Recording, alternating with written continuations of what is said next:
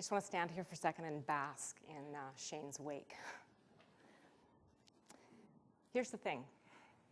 In life, stuff is going to happen. Thankfully, lots of good stuff, but sometimes bad stuff. And I believe because we share this beautiful earth of ours, by living in community, that when we come across a mess, we have a moral responsibility to roll up our sleeves and to get busy and to clean that mess up. Sometimes in the process of cleaning up a mess, we're going to realize we're standing right beside the person that caused it. And it's in that moment that I think there exists an enormous amount of power and possibility. I have two stories to share with you today. One about a tiny mess and one about an enormous mess. And I want to share with you what I think they have to do with education. My father was a naval commander, kind, gentle man. He was an engineer by training, which meant he loved to find the most efficient way to solve a problem. While I'm sure he saw his share of conflict through the wars, at home he was a true peacemaker. He seemed to spend an inordinate amount of time trying to restore order to our chaotic dining table. He didn't ask a lot of us as a family, but the one request that my father made was that none of us use his beard trimming scissors. I had two older brothers and an older sister, and they had desks of their own filled with supplies, and my mother had her own sewing room. So scissors weren't a particular novelty to them. But for me at 7, I was fascinated with the fact that my father would have something that only he was allowed to use. And I remember watching him meticulously shaping his beard with these scissors. They were tiny, they were sharp, and they were very, very pointy. So one day, I was doing a little craft project, which involved an enormous amount of paper, a huge amount of glue, and a few staples. And I decided that I needed to cut something. So I went into the bathroom, and I took my father's scissors. They were amazing. Until, of course, I cut through a big glob of wet glue and a couple of staples. And I realized that I had damaged my father's scissors. So, as stealthily as I had taken them out of the medicine cabinet, I put them back. The next day, my father came to me, and he crouched down to eye level, and he looked at me and he said, "Did you use my scissors?" And I lied. And then my father told me how disappointed he was in me. And he proceeded to show me how the scissors no longer easily cut his beard. They snagged and pulled at the hair painfully. And he asked me again, "Did you use my scissors?" And this time I told him I had. So my father took me for a walk in the garden, and he didn't say much for a while. And then he started to talk to me about honesty and about respecting people's property, and most importantly, about respecting their feelings. We came in the house, and he showed me how to clean the dried glue off the blades with rubbing alcohol, and how to finally sand the nick out with sandpaper. And then he made us 2 huge cups of hot chocolate with lots of marshmallows, and we never talked about the scissor incident again. Years later, when I had children of my own, I was grappling with finding a discipline technique that felt like it fit. Most of my friends were using the timeout. But you know, it seemed counterintuitive to me. And also, with toddler twins, it seemed almost impossible to manage 2 children in 2 different spaces. And also, it seemed like the child who was most affected by a transgression ended up being the one that got the least amount of attention. So I thought back to the way that I was raised, and I realized that in my family, it had really been much more about the time in. When something went wrong, my parents would sit down with us, and they'd take the time to explain how our behavior was impacting the family, and then they would help us figure out a way to make things better. So my husband Bob and I adopted the time-in method with our children, and that was the way we raised them. And I'm sure initially a lot of the language went over their little heads to begin with. But ultimately what it did was it set up an opportunity for my children to realize that what our default position was going to be to come together, to talk about behavior, to talk about feelings, and to talk about the impact that our actions have on the people that we care about. 2 weeks before my children's 5th birthday, I found myself standing in the emergency room of the local hospital, watching a doctor with the defibrillator paddles in his hand, desperately trying to resuscitate my husband. Just an hour before, he and 2 friends had left our quiet New Year's party to go check on the home of a vacationing neighbor whose son had decided to host a party of his own. Something had gone wrong. Police officers started to fill that emergency room, and I stood there looking at the doctors, the nurses, the EMTs, those officers, and I realized every one of them was just desperately clinging to everything they had been trained to do as professionals when the most unthinkable of situations begins to unfold. But I also understood for them that at some moment, their shift was going to end and they were going to get to go home. But you see, I wasn't at work. My shift was never going to end. And I realized standing there in the middle of all that chaos that somehow I was going to have to find a way to live with whatever had just happened, and more importantly, to move forward in my life in a positive way. I left my dead 40-year-old husband at the hospital, and I went home to wait for my children to wake up so I could tell them that their daddy was dead. I looked for the plainest words I could, and I crouched down to their level, and I explained to them. And after a long pause, my little boy looked at me and he said, "Can I have some Cheerios?" Of course, because that's what happens. Children wake up and they're hungry, and after they eat, they play because that's their job. They spend time outside, and then maybe after a meal, somebody will help them with a bath, tuck them into bed, read them a story, they go to sleep. They wake up the next day and they do it all over again, day after day after day. And usually one of the people that makes that come together for a child is their mother. And that was my job.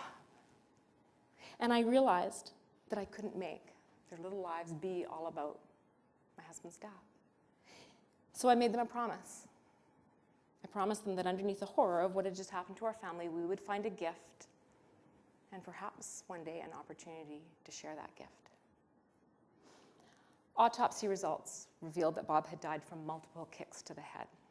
But the information really stopped there. A code of silence descended over the small community we lived in. None of the 200 young people that were at that party gave the police the information that they needed to move forward with their investigation.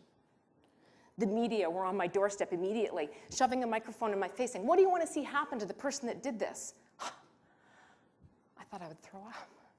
My children had just lost their father. I didn't want them to lose me in the process. If I had responded, frankly, the way society expected me to, filled with hatred, filled with vengeance, what kind of person, what kind of parent was I going to become? Absolutely, I wanted answers. Absolutely, I wanted somebody to be accountable. But I also wanted to know that my children were going to be okay, that my community was going to be okay.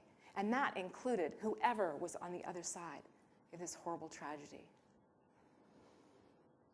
It was 5 years before Ryan Aldridge was arrested and charged in connection with my husband's death. The police called to tell me they were ready to make the arrest, and I told them I was on my way. What are you talking about? Why would you want to meet the person that killed your husband? Leave that to the police, to the system. I said, I need to sit down with him. I need to speak to him face to face. I need to understand what was going on in his life to make him capable of doing what he did. I need him to understand what's been going on in our lives. I needed time in. 16 hours after Ryan was arrested, I was back in that community, sitting in a small interrogation room, about to meet the young man that killed my husband. I thought my heart would come out my mouth. I expected some kind of monster to walk through the door, not a young man that could be my son, your son, somebody's best friend. He sat across from me, slumped over, sobbing. I handed him ball after ball of tissue, and it was all I could do not to get out of my seat, to cross over the other side of the room, and to give him a hug. Because he looked like that was what he needed more than just about anything. We didn't say a whole lot to each other when we first met, but I told him his confession was the first step in the right direction, and the next step I urged him to consider would be pleading guilty, so that neither of our families would have to endure a trial. As soon as Ryan went to jail, I worried about him. I had no idea what was going to happen behind bars to support his rehabilitation. So I began to educate myself about that end of the system, and it was then that I learned about the powerful model of restorative justice. Now, our conventional system you're all familiar with. It asks the question, what law was broken, who broke that law, and what's the punishment going to be? But it pays little attention to the needs of the victim or the community.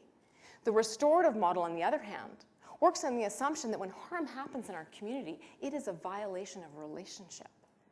And the questions are slightly different. We want to know, what happened? Who's been affected?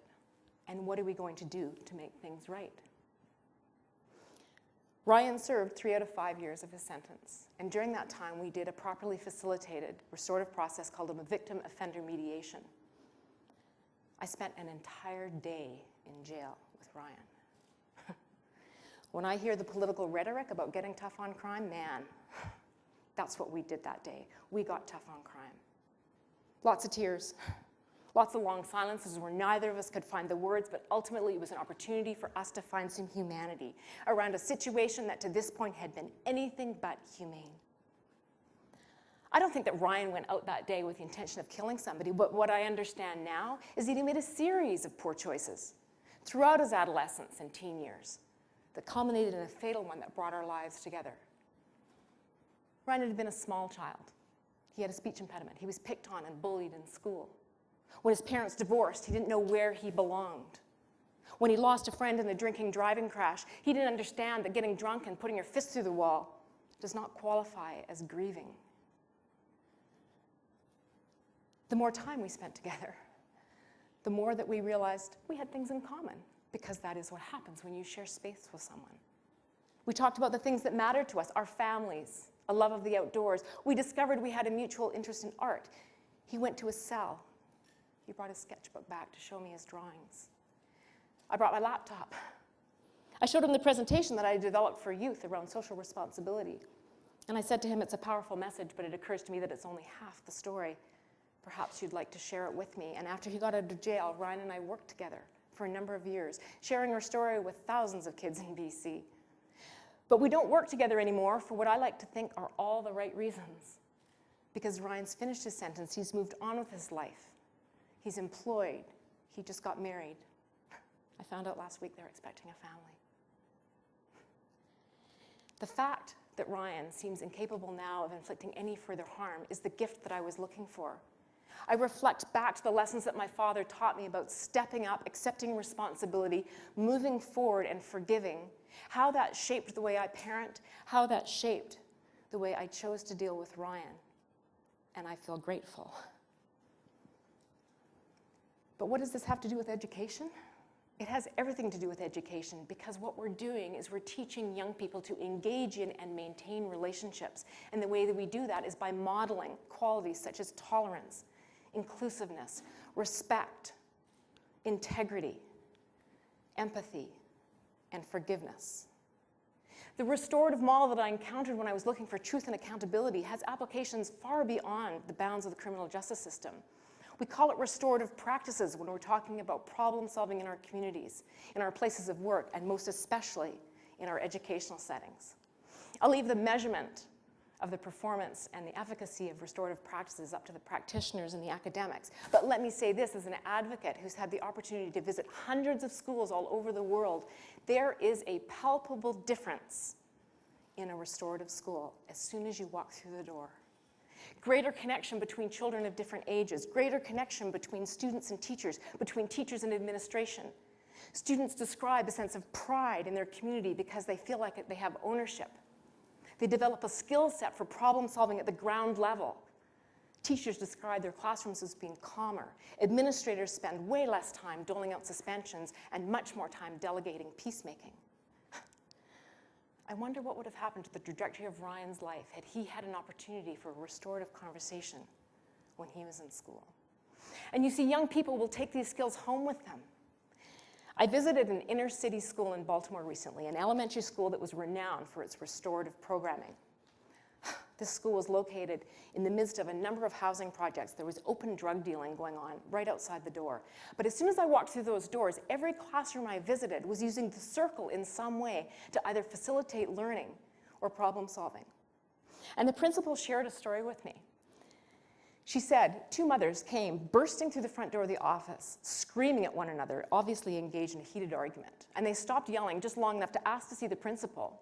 And when she appeared, they said, "We need one of those circle things our kids keep talking about to solve our argument."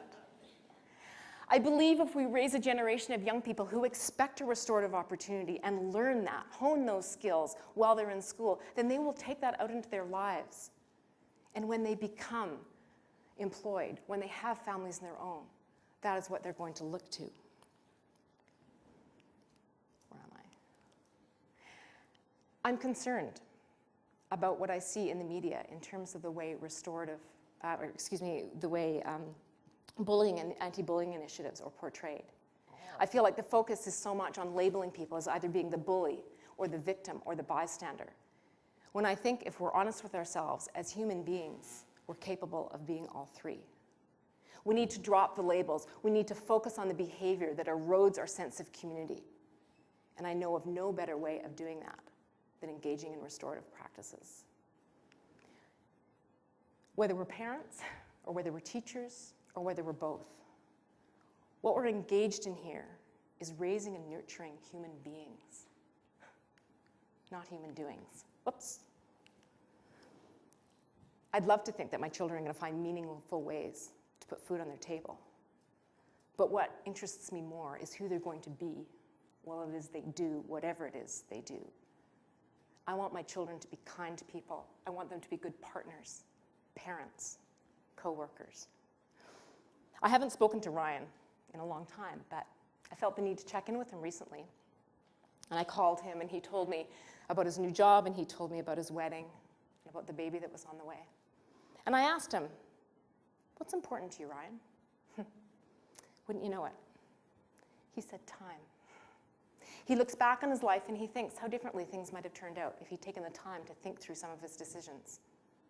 And now, he says he carves out lots of time for intention and for purpose, and to cultivate his relationships with the people that he cares about.